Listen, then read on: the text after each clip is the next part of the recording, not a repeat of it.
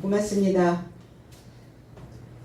열방의 삶이, 이방인의 삶이 주의 말씀을 영화롭게 한 것이 그들의 마음에 착심되었다. 그리고 그곳에 있는 열방 삶은 지명되어져 있었던 삶이었고, 그리고 주의 말씀으로 압도된 그들의 내면에 기쁨과 성령이 충만하게 채워졌다는 것을 우리는 기억합니다. 오늘 우리도 기쁨과 성령이 나의 내면에 가득 채워지는 귀한 한 날 되시기를 원합니다. 50절로 52절. 그러자 유대인 삶이 경건한 부인과 고상한 삶과 성의 유지 삶을 선동하여서 바울과 바나바를 접촉하여 핍박을 일으켜 저의 삶의 경계로부터 그의 삶을 쫓아냈다. 그러자 그 삶의 발의 먼지를 저의 삶에 접촉하여 떨어버리고 이고니온에 이르고자 갔더라. 그러자 제자 삶이 기쁨과 성령으로 채워지더라 그랬어요. 자, 유대인들은 계속 끊임없이 방해 공작을 핍니다. 겉으로 믿는 신앙인들이 문제죠. 내면은 채워지지 않은 채 하나님을 믿는다고 이름은 걸어놨는데, 명찰은 붙였는데 그 속을 들여다보면 전혀 하나님을 믿는 사람이 아닌 모습으로, 옳은 소리를 하면 들어야 되고 솔직한 말을 들었을 때 양심에 찔리기는 하나 그것을 인정해야 되는데 인정하지 않고 있다는 게 문제죠. 오늘 겉으로 믿는 유대인들은 강을 건너야 되는데 강을 건너지 않고 있네요. 그들의 사상에 멈춰서 고여있는 썩은 물이 되어져 있다는 겁니다. 흘러가고 있는 사울과 바나바에게 마술을 뻗치고 있습니다. 악마의 손이라고 하는 뜻이죠. 사람을 현혹하거나 파멸시키는 음흉한 손길이라는 뜻입니다. 왜 그럴까? 내가 원하는 대로 만들려고 하는 거죠, 사람을. 내가 원하는 모양으로 깎으려고 하는 거죠. 종교는 특히 그러한 특색을 가지고 있어요. 그러니까 종교가, 하나님은 우리를 창조하셔서 창조물로서 삶을 살아가기를 원하는데, 종교는 사람을 딱 깎아서 그 모양대로 그대로 그것을, 그 형태를 유지하며 가기를 원한다는 겁니다. 그래서 신앙과 종교는 다르다. 유대교와 기독교는 전혀 다른 교다. 그런데 지금 유대교와 기독교가 혼합되어져 있다는 것을 우리는 알 수 있습니다. 유대교는 뭘 원하고? 표적을 구하고, 보여지는 것, 보여지는 물질계, 자연계. 그래서 더 많은 것들을 만들어내기를 원하고 있는 것이죠. 여기에 경건한 부인들 그랬어요. 경건하다. 경건하다라고 하는 의미는 믿고 있다라는 의미예요. 믿고 있는 자, 예배드리고 있는 자, 경배하고 있는 자. 그럼 여기서 부인들은 누굴까? 경건한 부인들, 예배드리고 있는 부인들, 성도들이죠. 근데 하나님의 자녀로 가야 되는 성도들이에요. 성도는 거룩한 삶인데 우리 모두는 다 성도가 되어져야 돼요. 거룩한 길을 가는 자들이 되어져야만 됩니다. 그러려면 내가 거룩한 길이 되어져 있어야 거룩한 길이 만들어지는 거죠. 마태복음 15장 6절로 9절에는 너희 유전을 통하여 하나님의 계명을 너희가 헛되게 하였느니라. 심판 아래 놓여 있는 삶이여, 이사야가 너희에 관하여 잘 예언하였구나. 가로되 이 백성이 그의 입으로 내게 가까이 하여 입술로 나를 공경하되 그들의 마음은 내게서 떨어져 멀리 떠났도다. 그래서 사람들의 계명을 교훈이라 가르치니 저들이 나를 헛되이 경배하는도다. 오늘 이 경건한 부인, 경건한 귀부인들이 바로 헛되이 경배하고 헛되이 예배드리고 있는 자들의 모습이라는 겁니다. 왔다 갔다만 하는 거예요. 교훈이 스며들지 않고 있는 겁니다. 사람이 안 바뀔까요? 세월을 맞이하면 겉모습도 바뀌고 우리의 생각도 바뀝니다. 예전에 가지고 있었던 그 생각을, 그 틀을 계속 가지고 나이를 맞이하다 보면 부딪히는 부분들이 너무 많다는 거예요. 이 세대가 바뀔 때마다, 해가 바뀔 때마다 그 해에 맞는 트렌드들을 우리는 만들어내야 되는 것이죠. 그런데 나는 옛날을 고집하고 있다? 난 바뀌지 않을 거니까 나는 바뀌지 않은 나의 모습을 그냥 고수하고 갈 것이다. 그러면 어때요? 온통 부딪히는 거 투성이라는 거예요. 그럼 살아가는 내내 나 혼자 살아가는 섬이 아니잖아요. 그러니까 이런 걸 저런 걸 다 받아들이고 이 꼴 저 꼴 별꼴 다 봐야 되는데 못 보는 거예요. 거슬리기만 하는 거예요. 상대를 이해하려고 하는 이해 폭이 만들어지지 않고 있는 자들이죠. 그들이 바로 예배하고 있고 믿고 있다라고 말하고 있는 자들이라는 거예요. 사람들의 계명을 교훈이라 가르치니, 사람의 계명. 그러면 사람은 다 같은 사람이 아니죠. 사람의 일을 해야 사람인 거죠. 짐승의 일을 하는 자는 사람이 아닌 거예요. 그러니까 짐승의 일을 하고 있는 그 사람들의 계명으로 가르치니 그들이 하나님의 이름은 부르고 있으나 헛되이 예배하고 있는 것이다. 헛되이 믿고 있는 것이다. 겉으로 보여지는 신앙인들, 계명을 지키고 있다고 하는 것이 전통적으로 내려오고 있는 그 관습에서 벗어나지 못하고 있는 자들의 모습이라는 겁니다. 겉으로 믿는 자, 이 사람들이 사람들의 계명을 가르치고 있는 자예요. 그러니까 가르치기는 하면서 오늘 이 표면적 유대인들도 다른 사람은 가르치면서 자기 자신은 훈계로 자신을 양육하지 않고 있는 자들이에요. 그러면 신앙은 헛되라, 헛되이 경배하고 있는 자들과 같다. 여기에 귀부인들 이렇게 얘기했어요. 그러면 교회 안에, 회당 안에 이 귀한 일을 하고 있는 여자들은, 성도들은 뭔가 지도자급에 있는 자들이라는 겁니다. 뭔가 이끌어가고 리더를 하고 무엇인가 영향을 주는 자들이라는 거예요. 여기에 귀자가 붙었잖아요. 귀할 귀. 자, 귀라고 하는 단어는 좋은 형상, 이런 표현을 해요. 저 사람 참 귀해, 귀하게 보여. 그럼 내 모양이, 내가 가지고 있는 그 품행이, 볼품이 있어야 귀하게 보이죠. 볼품 없어. 볼품 없는 사람에게 귀하다라고 하는 그 존칭을 붙이지 않습니다. 용모가 단정하고 점잖고 예의가 바르다, 이런 의미예요. 볼품이 있다. 마가복음 15장 43절에는 그리고 볼품 있는 공회원 아리마대 출신 요셉이 왔으니 그도 하나님의 나라를 용납하는 자더라. 그가 빌라도를 향하여 담대하게 들어가 예수의 몸을 요구하더라 그랬어요. 그리스도 예수가 십자가에 못 박혀 죽으시고 무덤에 들어갔을 때 오늘 볼품이 있는 공회원, 품행이 단정한 공회원, 귀한 이 공회원인 아리마대 출신 요셉이 주님의 시체를 달라고 요구합니다. 우리가 읽은 건 원어 해석이고요. 개정개역에는 이렇게 되어져 있어요. 아리마대 사람 요셉이 와서 당돌이 빌라도에게 들어가 예수의 시체를 달라 하니 이 사람은 존경받는 공회원이요 하나님의 나라를 기다리는 자다. 하나님의 나라를 기다리는 자다 이러니까 우리는 지금도 아직도 여지까지 하나님을 기다리고 있다는 거예요. 기다리다라는 단어가 아니에요. 하나님의 나라를 용납하는 자더라. 언제까지 기다리냐고요. 하나님의 나라가 도래할 것을 언제까지 기다려야 되냐. 내가 살아있는 동안 하나님의 나라를 기다리면 그 기다림의 시간에 맞춰서 하나님의 나라가 온다는 말인가? 그 얘기가 아니라는 성경은.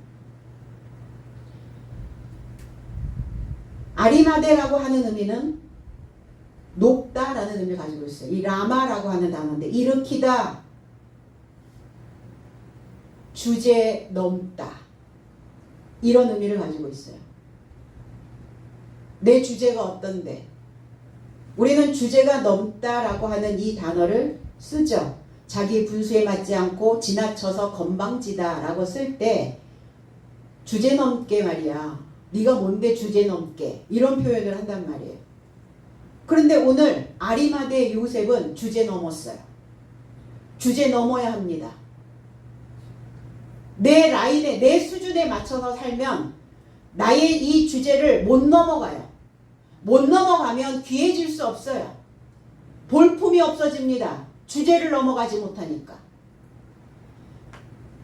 그래서 우리는 제한된 삶을 참 많이 요구하죠. 상대에게.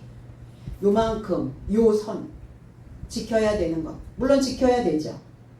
근데 거기에서 뭔가 조금 주제 넘으면 꼴을 못 보는 거예요, 또. 왜 못 볼까? 나는 주제를 한 번도 넘어본 적이 없는데 저 사람은 주제를 넘고 있거든요. 그러니까 꼴이 보기 싫은 거죠. 빌라도를 향하여 몸을 요구했다. 시체를 요구했다. 이 몸을 왜 요구했을까? 이 아리마대 요셉은 구원과 연관성이 있기 때문이에요. 이 몸이라고 하는 것은. 몸이라는 것은 소마라고 하는 단어인데 완전하게 만들다, 구원하다라는 의미를 가지고 있어요. 그러니까 우리가 주님의 몸을, 주님의 형상을 만들어내지 못하면 우리는 구원하고 멀어지게 된다는 거예요.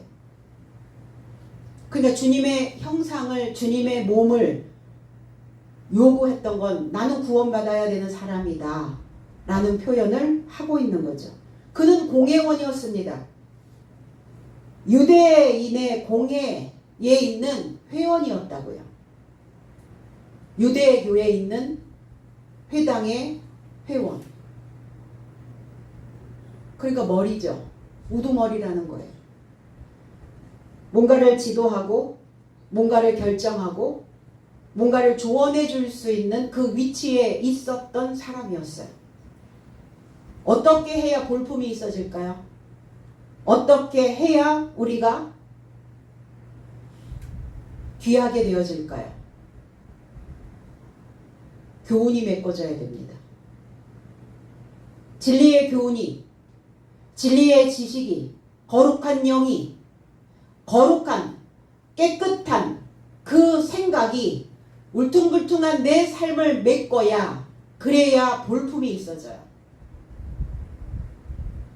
물건을 샀는데 너무 여기저기 많이 스크래치가 나면 물건 자체의 값이 떨어지죠. 사람도 그렇죠. 내 안에 너무나 많은 스크래치가 있는데 그게 메꿔지지 않아서 홈이 파여서 새살이 돋고 새살이 올라와서 그게 메꿔져야 되는데 메꿔지지 않은 상태로 살아가는 사람들은 볼품이 없게 만듭니다. 누가 나를 볼품 없게 만드는 게 아니에요. 내가 스스로. 무엇으로 인하여?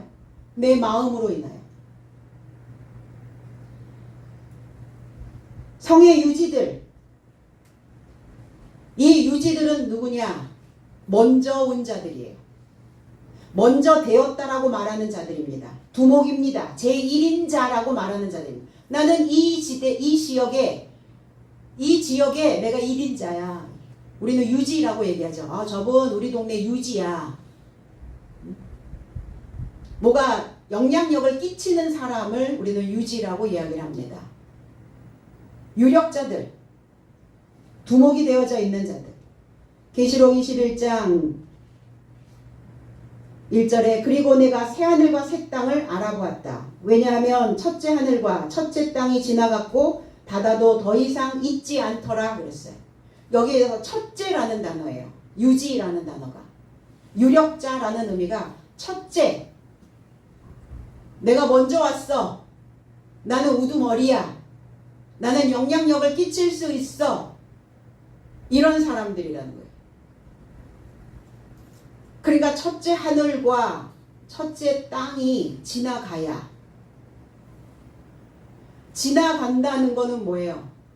그냥 사라진다는 게 아니라 처음에 가지고 있었던, 우리가 처음에 어떤 것들을 행할 때는 시행착오를 엄청 많이 합니다. 우리가 첫째 아이를 키울 때 내가 첫째 아이한테는 참 잘못한 게 많아요. 이런 고백을 하는 부모님들의 소리를 들어봅니다. 왜냐하면 처음이니까. 처음 접하는 것들이니까.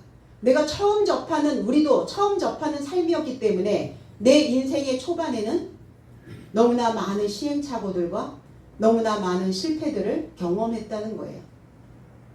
그러면 그 삶이 그대로 남아있으면 그 다음 것이 오지 않잖아요.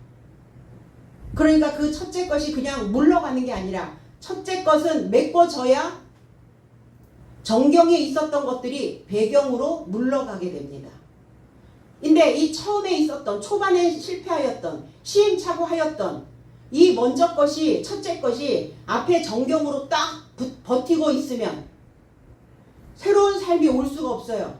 그러니까 맨날 옛날 것만 갖고 살게 되는 거예요. 안 변하는 거죠. 죽기 전에 바뀐다고요? 죽기 전에 바뀌면 뭐 할 겁니까? 살아가는 동안 내가 지금 어떤 첫째 것을 붙잡고 있는가? 처음 하늘, 처음 땅. 그게 채워질 수 있도록, 그 다음에 채워지면 물러가고, 또 그 다음 것이 오면 또 채워지면 또 물러가고, 이래서 순환되는 거예요. 내 삶이 이게 이렇게 순환이 되어져야 돼요. 그래서 첫째 하늘과 첫째 땅이 지나가면, 채워져서 배경으로 물러나면 그 정경에, 그 앞에 새하늘과 새 땅이 온다는 거예요. 오늘 새하늘과 새 땅이 누구냐? 바울과 바나바라는 겁니다. 새하늘과 새 땅을 알아보았다 그랬어요.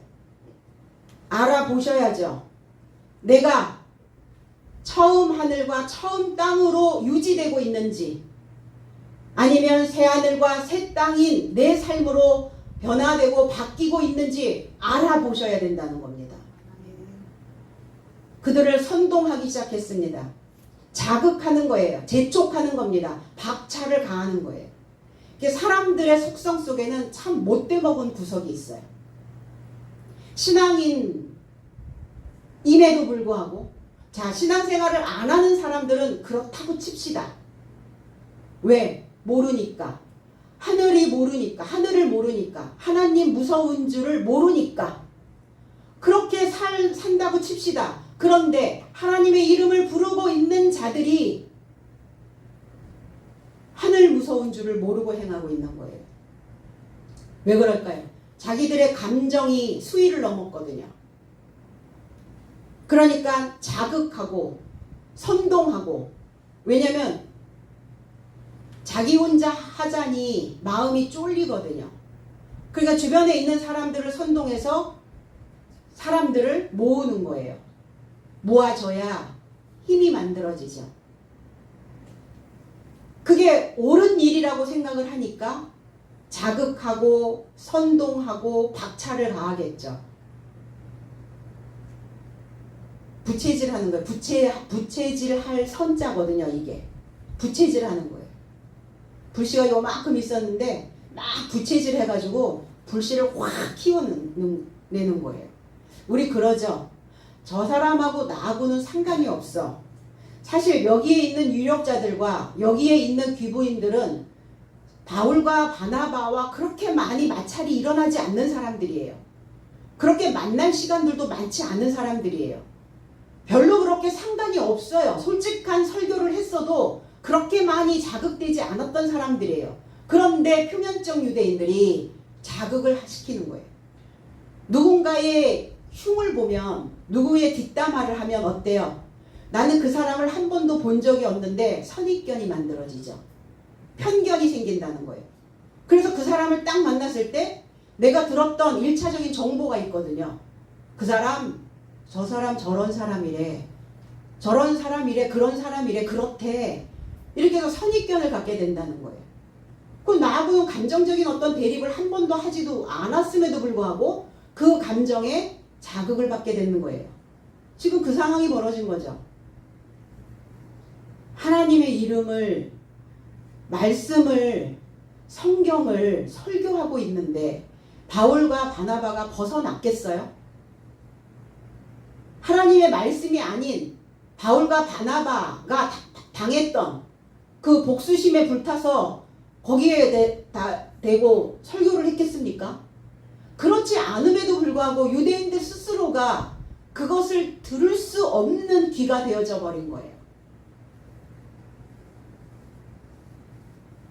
어떤 사람이 다른 사람을 부추겨서 어떤 사상을 주거나 어떤 행동을 하도록 조장하는 것이죠.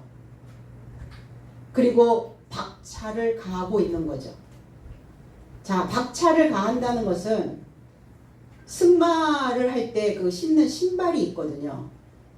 그러면 승마 그 구두의 그 뒤꿈치 요렇게 굽이 이렇게 돌아가는 이 굽 뒤에다가 이렇게 U자 모양으로 도구를 설치를 합니다. 근데 그 도구 밑에 이렇게 날카로운 톱니바퀴 같은 것들이 이렇게 달려 있어요. 이렇게 대롱대롱 매달려 있거든요.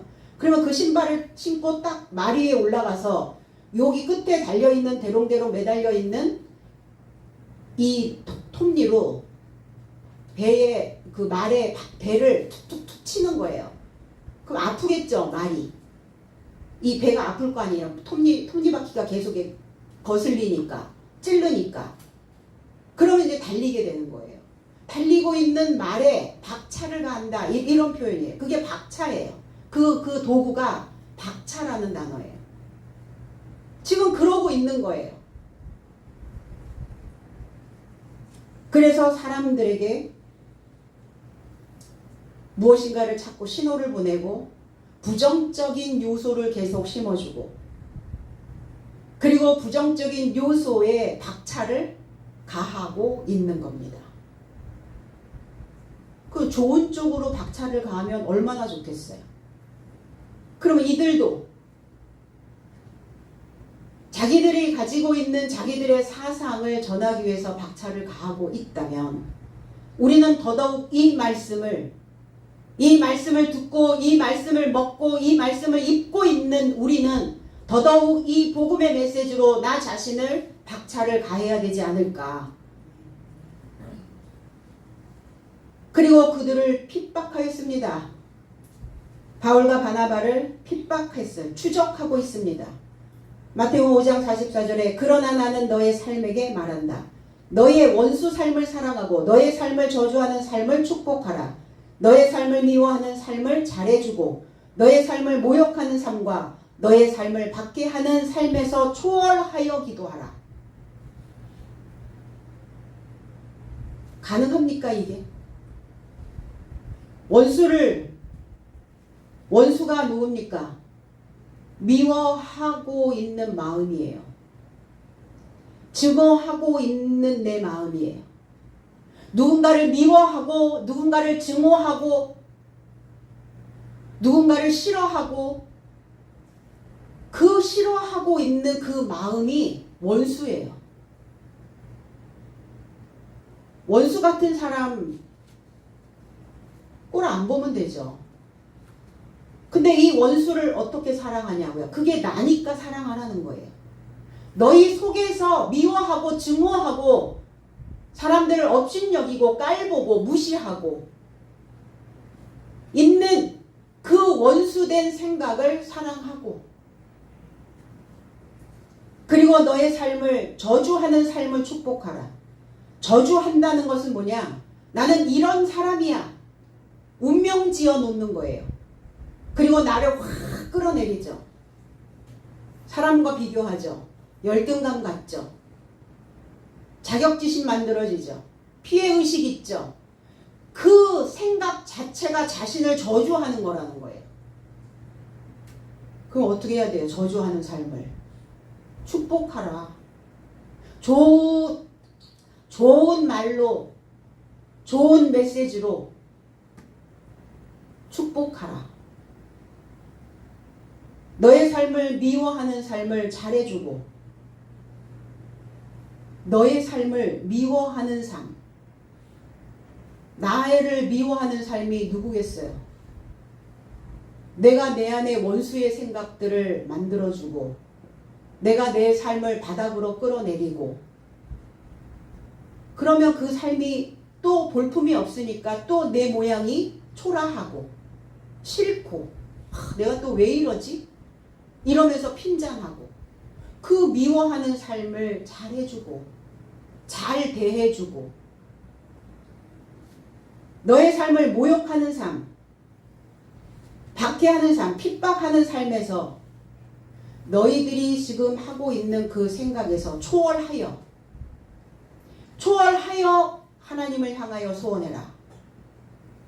하나님을 향하여 기도하라.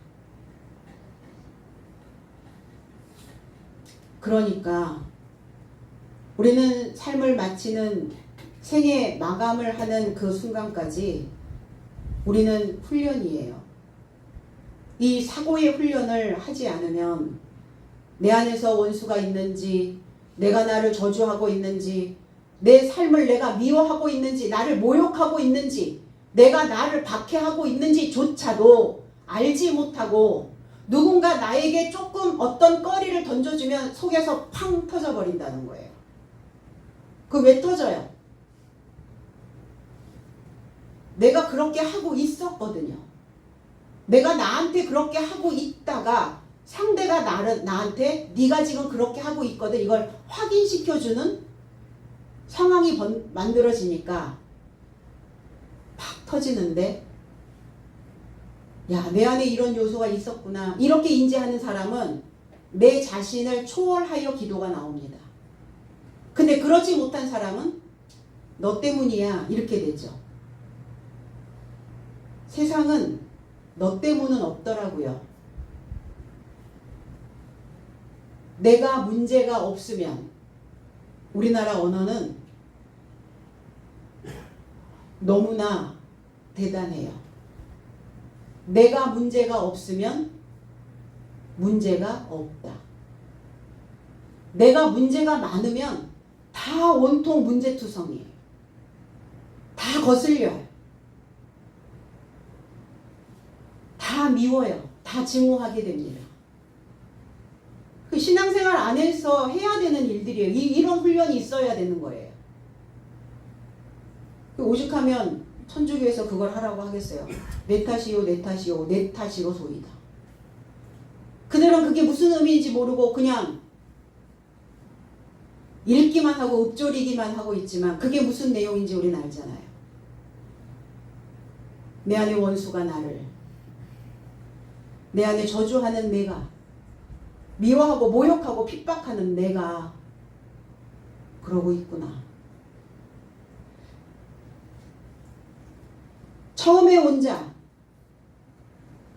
처음에 온 자들이 나 자신이기 때문에 그 원수되어져 있는 자들을 사랑하라는 거예요. 그들이 나를 핍박하고 있지만 그 핍박하고 있는 자들이 표면적 유대인이고 그들이 먼저 온 자들이기 때문에 그 먼저 온 자가 나이기 때문에 내 속에 있는 존재이기 때문에 그것을 사랑으로 축복으로 잘해줌으로 감사로 기쁨으로 초월함으로 근데 이렇게 하려면 힘이 있어야죠. 내가 이것을 내 안에서 제어하려면 이것이 무엇인지를 내가 알아차릴 수 있으려면 힘이 있어야 돼요. 힘이 어디로부터 만들어집니까? 하나님의 법으로부터 만들어지는 거죠. 그래서 율법의 채움은 사랑이다 그랬어요. 그리스도가 오셔서 반쪽짜리 그 하나님의 법을 완성시키러 오셨거든요. 결국 하나님이 우리에게 법을 주신 것은 우리를 사랑하시는 것이죠. 우리를 괴롭히려고 법을 주신 게 아니에요. 힘이 있어야 세상을 살아갈 수 있겠죠. 그래서 모든 율법은 완성된 율법은 우리에게 이렇게 요구합니다. 내 이웃을 너 자신같이 사랑하라. 그 이웃이 또 누구길래?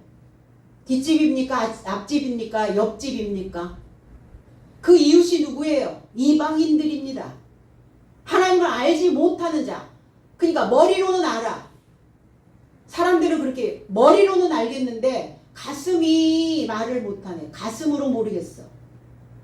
그 지금 표면적 유대인들은 머리로는 하나님을 이해하고 믿고 있다라고 얘기해요. 근데 그 하나님이 가슴으로 내려오지 않는 자들이에요. 가슴이 알아야 되는데, 가슴이 알아차려야 되는데, 가슴이 알아차려주질 않네요. 그렇게 하면 안 된다는 거, 머리로만 알면 뭐 할 겁니까? 그래서 내 자신같이 그 원수, 그 이웃을 사랑하라 하신 말씀 안에서 채워져야 그것이 가능하다고요. 서로를 물고 뜯고 잡아먹는다면 서로에 의하여 소멸하게 됨을 우린 주의해야 한다. 내 생각에서 나를 물고 뜯고 그동안 좋은 것들 만들어놨던 거 그거 다 그냥 없이 해버리고 그러면 무슨 유익이 있겠냐. 그 생각이 올라올 때 주의하여 살펴라. 주의하여 살펴라. 내가 또 그 첫 것이 올라왔구나. 그 유력자가 올라왔구나. 내 안에 터잡고 있는 그 유지가 나에게 지금 영향력을 끼치고 있네. 여기까지는 가야죠. 여기까지. 이 정도는 가야죠. 뭐 하려면? 세상살이가 평탄하려면. 자신 안에 사랑이 채워져 완성되면 타인에게도 너그러워집니다. 내 안에 하나님의 법이 채워져서 완성되지 않고 있기 때문에 꼬라지를 못 보는 거예요. 그리고 꼴이 그 사람의 꼴 모양이 보기 싫은 거예요. 내 모양이 어떤 모양이든 그 꼴을 보며 잘해주고 있다면 우리는 어떤 사람의 꼴을 봐도 잘해주게 되어 있어요. 그거는 인생의 법칙입니다. 자신을 망가뜨리지 않으려면 초월하라. 나를 넘어서면 모든 원수는 내 발등상 아래 놓이게 된다. 그 지경에서 쫓아냅니다. 그들의 경계에서, 그들의 경내에서. 마태복음 8장 34절에 본즉 온 성읍이 예수에게 만나기 위해 나와 그를 보고 어떻든 그 지경으로부터 아무튼 옮기라고 간청하더라. 이게 어떤 사건이냐? 거라사 지방 가다라 지역에 무덤에 살고 있었던 매우 사나운 두 사람과 마주하였을 때 상황이에요. 무덤에 살고 있는 자. 무덤이라는 게 뭡니까? 기억하다, 추억하다, 회상하다. 우리는 다 우리의 기억이, 우리의 회상이, 우리가 추억하고 있는 그 모든 것들이 내 머리가 무덤이라고요. 그런데 그 무덤이 살아나기를 기대하고 있는 무덤이 있고 그냥 죽은 뼈들이 가득 담겨놓은 죽은 것들만 가득 저장해 놓은 무덤이 있다는 거예요. 새로운 것을 향하여 소망하고 열망하는 무덤이 있는가 하면 아니면 죽어있는 상태로 그냥 거기에 묻어둔 채로 그 상태로 그냥 그렇게 가는 무덤들이 있다는 거예요. 그럼 오늘 유대인들은 죽어있는 무덤들이죠. 죽은 뼈들이 가득해 있는 거죠. 그러나 무덤에 잠자고 있는 성도들의 몸이 먼저 일어나며 그리스도 예수의 부활 시에 그 무덤에서 잠자고 있었던 자들이 일어났던 그 무덤은 뭘 기억하고 있었겠어요? 그리스도를 기억했겠죠. 내가 살아나야 된다라는 것을 기억하고 있었겠죠. 달라요. 그래서 무덤도 똑같은 무덤이 아니라는 겁니다. 오늘 이 거라사 지방의 가다라 지역에 있는 이 무덤에 살고 있었는 기억 속에 살고 있다는 거예요. 근데 어떤 기억이었어요? 더러운 귀신 들린 자였다.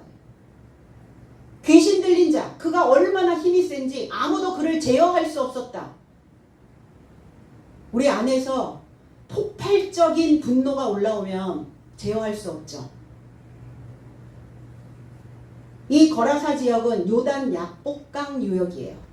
약복강이 어딥니까? 야곱이 하나님께 기도했던 곳입니다.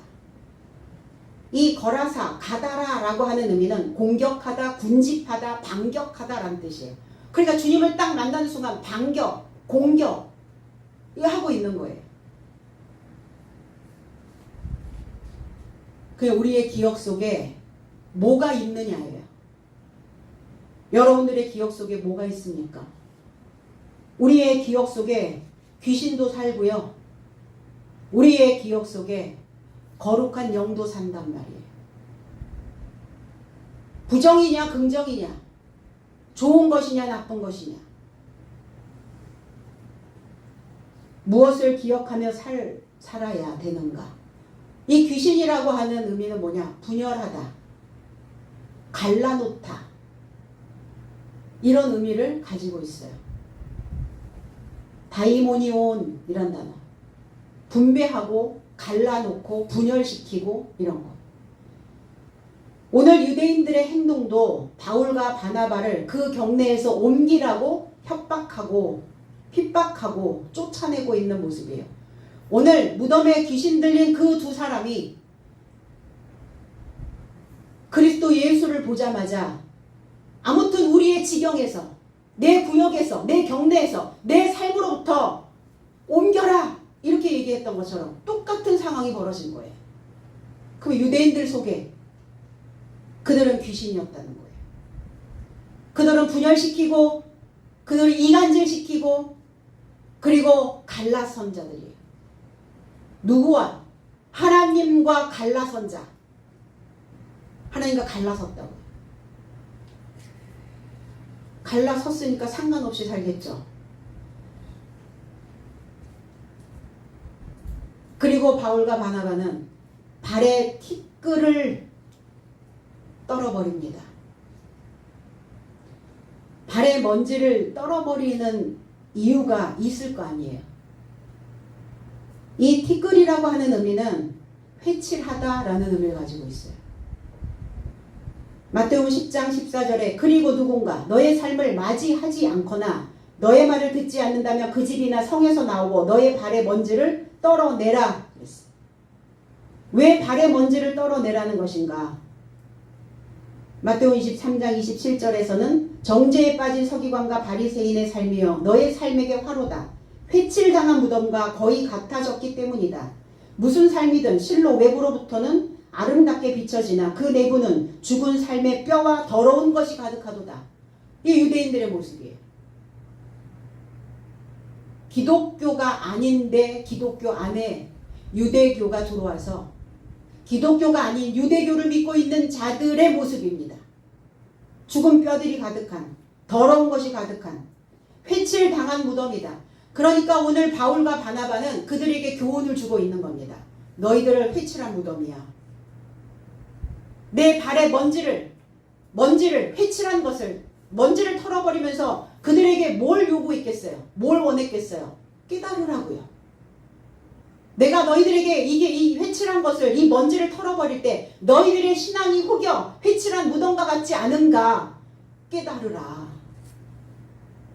그래서 발의 먼지를 털어버리고 오라는 거예요. 너희 상태다 이게. 이 먼지가 너의 상태야. 회칠한 무덤 너의 상태야. 겉은 번지르르한데 속은 더러운 것들이 가득 차 있어. 그리고 너희가 죽은 자들이라는 것을 알리는 거죠.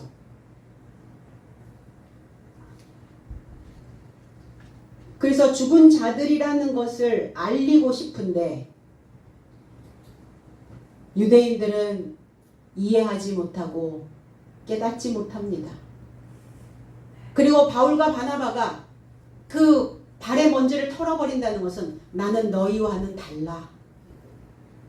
달라야죠.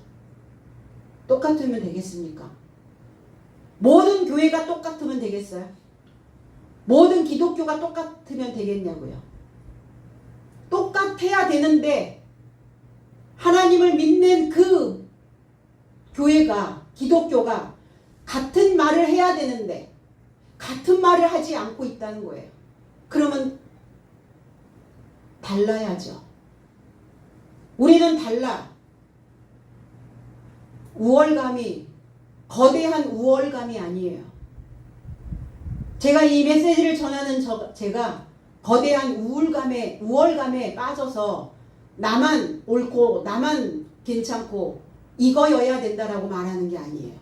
적어도 하나님을 증거함에 있어서 같은 동일한 메시지가 나와줘야 된다는 겁니다. 어떤 메시지는 바뀌었다가 다 보여지는 물질계에다가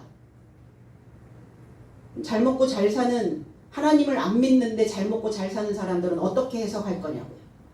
어떻게 얘기해 줄 거냐고요. 하나님 안 믿어도 저렇게 잘 먹고 잘 살잖아.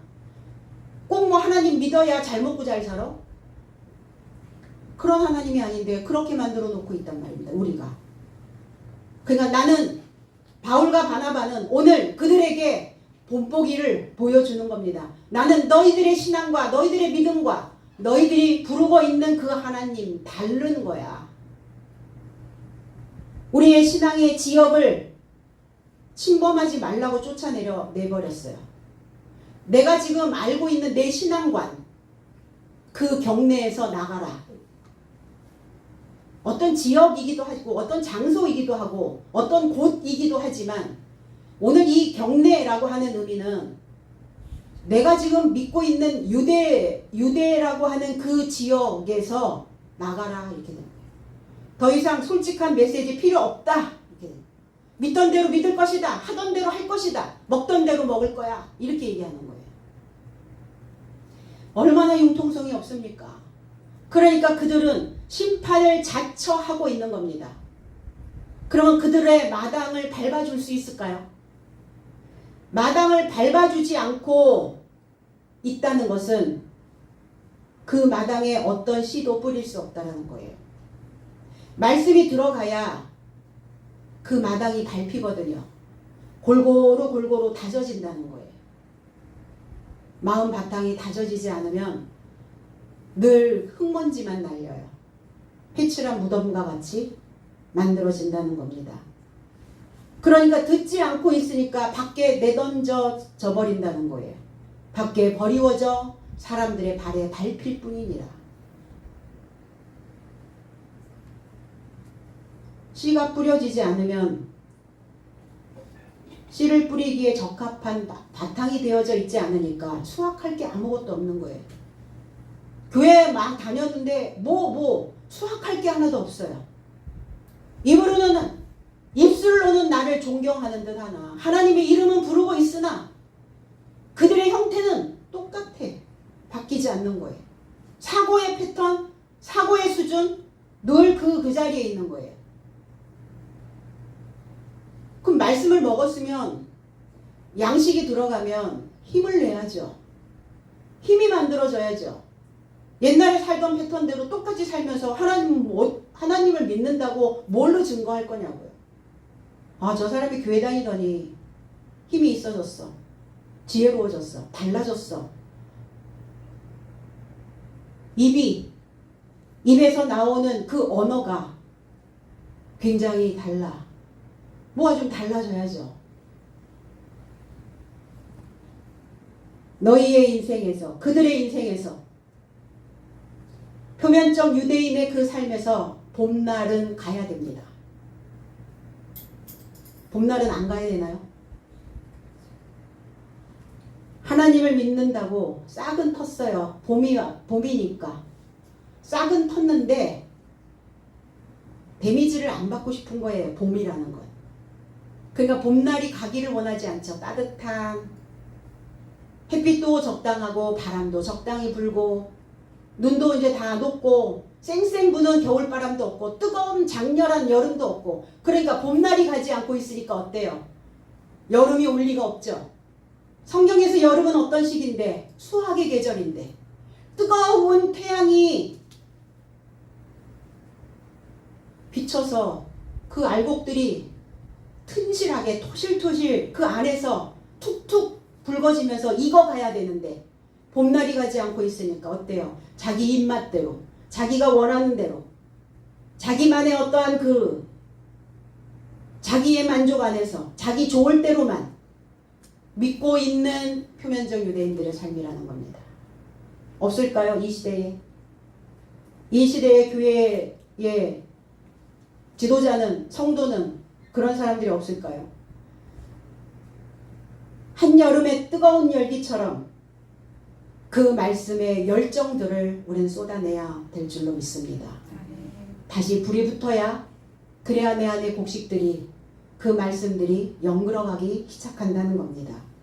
그러니까 믿음으로 내 자신을 최상품으로 만들어내려면 봄날 가고 여름 오고, 여름이 긴 이유가 있네요. 그쵸? 올여름 얼마나 덥습니까? 9월달이 다 이제 좀 반 지나고 있는데 이렇게 또 더울 수가 없어요. 익어야 되나 봐요.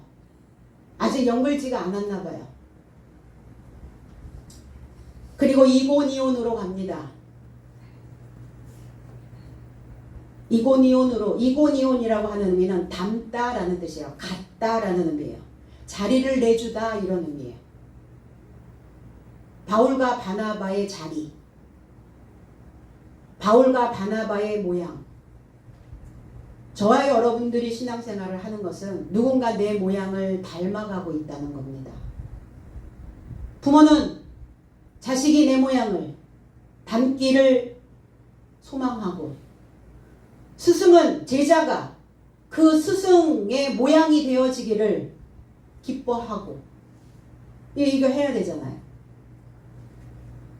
그래서 바울과 바나바의 모양으로 만들었던 그 자리를 주려고 이고니온으로 발길을 돌립니다. 디모데후서 3장 11절에 핍박과 고난의 삶에 내가 가까이 동행하였으니 안디옥과 이고니온과 루스드라 안에서 나에게 발생한 삶이요 내가 그런 핍박을 감당하였더니 주께서 이 같은 모든 삶에서 나를 건지셨느니라. 장로의 유정, 오래된 전통, 관습적으로 믿고 있었던, 습관적으로 행하고 있었던 그 모든 예배의 형태, 이런 것들을 바꾸려니 당연히 핍박이 옵니다. 말씀, 그들이 전했던 그 메시지가 아닌 다른 새로운 메시지가 들어가야 되니까 당연히 유동이, 소동이 일어납니다. 그런데 그 모든 환난과 고난과 그런 핍박의 삶에서 나를 건지셨다 그랬어요. 겁날 거 없습니다. 사회의 무리, 법의 저촉, 안 되는 선에서는 겁날 거 없어요. 바울을 건지신 주님께서 저와 여러분들을 건져주시지 않겠습니까?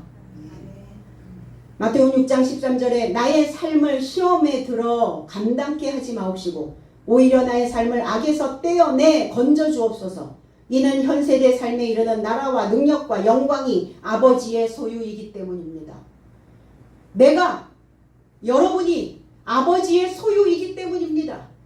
내가 어떤 환난과 어떤 고난과 어떤 핍박이 와도 아버지께서 능히 이 삶으로부터 나를 건져내 주실 것을 나는 믿고 갑니다. 그 믿음이 있으셔야죠. 뭐 조그만 뭐 일이 일어나면 그냥 부들부들 떨고, 어떤 일이 벌어지지도 않았는데 미리미리 막 다 땡겨와가지고 그냥 내 몸이 줌입니까? 그냥 땡겨옵니까? 그냥 쭉 땡겨다가 다 안에다가 저장해 놓고 건져주시려고 손 내밀어도 그 손 붙잡지 않고. 그러나 제자들은 성령과 기쁨이 가득하더라. 제자들만이, 배우는 자들만이, 배우는 자들이죠. 마테타이라고 하는 단어, 배우다라는 의미예요. 가르침을 받다라는 뜻이에요. 그럼 배운다는 것은 새로운 것을 흡수한다는 거예요. 새로운 것을 흡수한다는 것은 내 안에 발견되지 않은 기쁨을 들춰내는 겁니다. 하나 알았을 때와 2개 알았을 때와 그 기쁨이